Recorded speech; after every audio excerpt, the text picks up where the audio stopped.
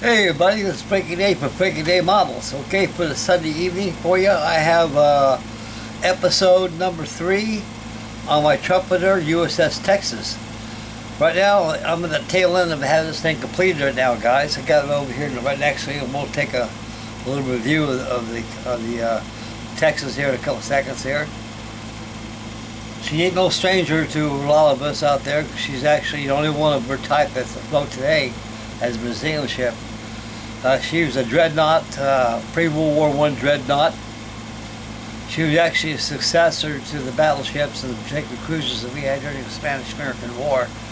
And she was a great improvement. At the time, she was a super battleship.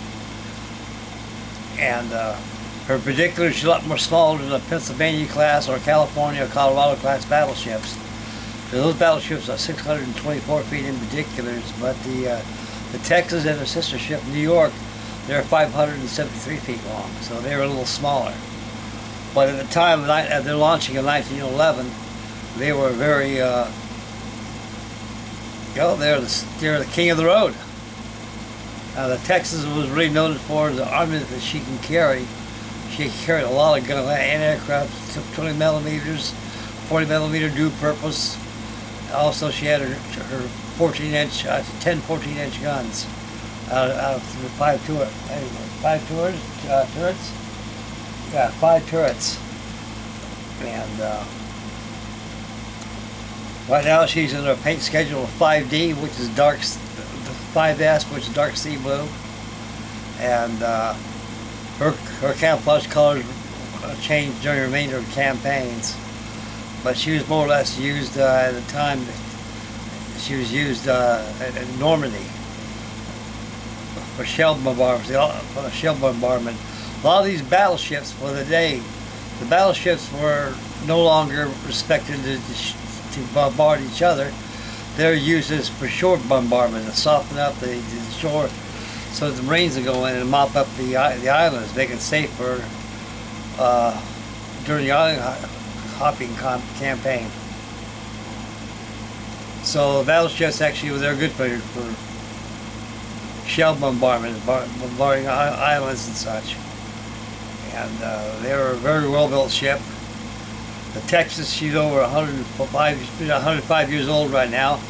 Only one of its type exists today. So thankful enough, we got a lot of old battleships that have been preserved, like the battleship Olympia, which is a protected cruiser. Admiral Commodore Dewey's flagship he used to fit it during the Spanish San Diego Bay, up there in Manila Bay, the Battle of Manila Bay in the Philippines. And so they were pretty well a ship also to reckon with. Okay, we're going to take a look at the Texas right here. We're going to zoom in a little bit, and I'll explain a few things on these things that I got to do to complete the model. And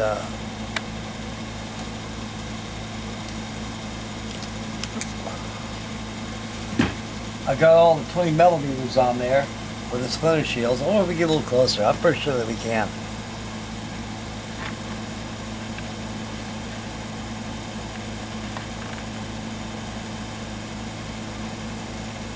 Yeah, I know we could. All 12 meters, they got their splinter shields on there. I've got the boat booms, they've been installed. All that's left is I got about 4, 6 40 millimeter dual purpose guns to assemble. I'll do that tonight while this video is uploading. And tomorrow I'm going to finish up all the railings on this thing. I'll get the railings, get the rail work all done on it. And all I got is put some railings over here around the boat deck over here. I've got to put on. That's no problem. And also the railings on here. This kit here gives you a full complement of photo etch. So you don't have to really go out and have to buy a lot of photo etch stuff. I get the railings all done on this thing. That sure looks pretty good.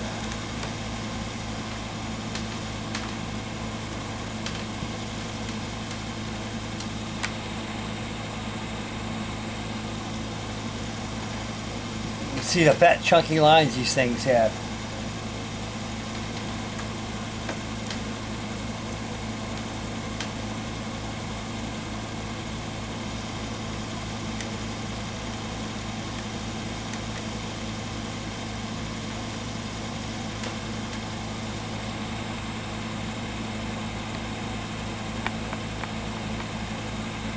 After that dark sea blue was applied, I went ahead and did some weathering, toning down the dark blues a little bit to give simulation of wear and tear of saltwater immersion. The decks were painted teak. While let them dry, I gave the decks one application of varnish, gloss. Then when it dried 24 hours, then I applied a wash on it. I made a blue, dark sea blue wash on there. And I wonder if it'll pick up the detail out of this camera here. It should be able to. Yeah, it can.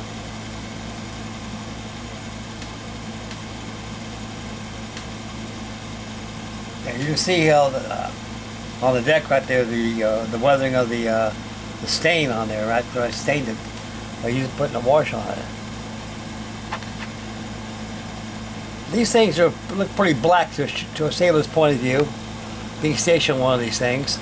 A lot of sailors at Pearl Harbors had them ships that were known like they were black almost. I can see why. We got sun shining on it like that. It kind of retards the sunshine on it to see clearly. But come out pretty good on the battleship Texas right here. This is Trumpeter 1/350 scale. Of course, in the background we got I got the flight deck all painted and stained on my USS Ticonderoga. So I have a video of that coming up this following week.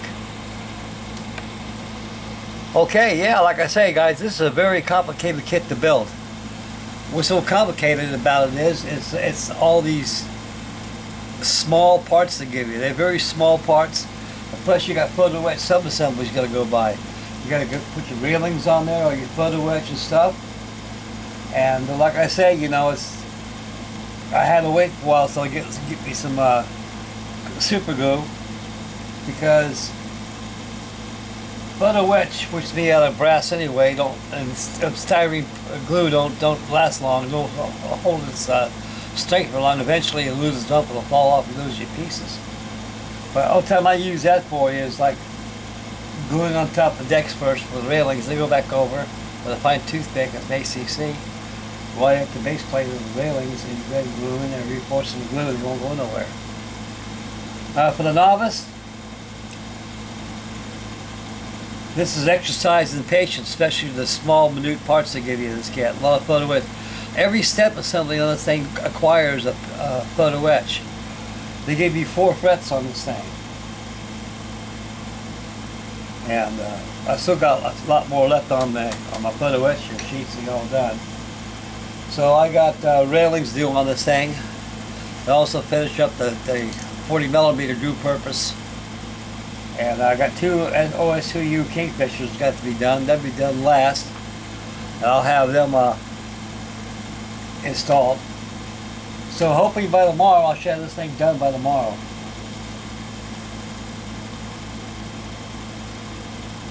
And by Tuesday she'll have the final reveal for it. And I'll also post some pictures on Facebook on it too as well.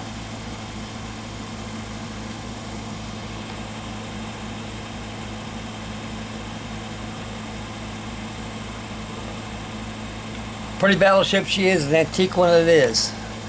Okay, back to me. Okay.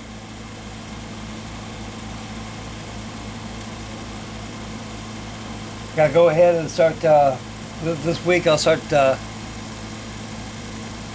finishing up my USS Ticonderoga. I got most of the parts all done and painted. All I gotta do is get work on the island. After that I gotta add weathering. Oh yeah, I gotta add weathering this, so I might add a little weathering on this thing too. Speed the process to get it done. And I got a lot more stuff coming your way. I got my Battleship Oklahoma, my card kit, my model deck. I got the waterlines all done on it, so I'm about ready to put the side skins on in the hull. So if I have that going on this week, I have live action on that going on. Okay, other than that, guys, that's about it I got to show you for this evening. And So I'm going to try to get some final bills out this week. Get these models done so I can get them put up. I'll make room for more stuff. Okay, it's been a wonderful day today. Nice and warm. Hot out here in Tennessee, about almost 100 degrees today. But the funny thing about out here, the heat out here is not like this. Up north is so humid out there. Out here it's just, I don't know, it's a weird kind of a heat though, but it's tolerable. Okay, I know it's quite warm in a lot of places where you guys live at. Well, Charlie Mack, where he lives at, he's getting a lot of heat out there where he's at, and up there in New York. And so, keep cool. That's why I got air conditioning going on. Got my AC going on back there. Okay, I'm done for the evening. It's episode number 3. This conclusion of Frankie Day Models. I'd like to thank all my old new subscribers tuning in. And so stay posted. I have the final reveal for this either by tomorrow or Tuesday.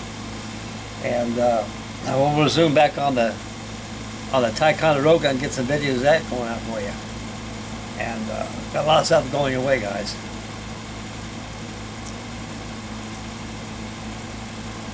Okay.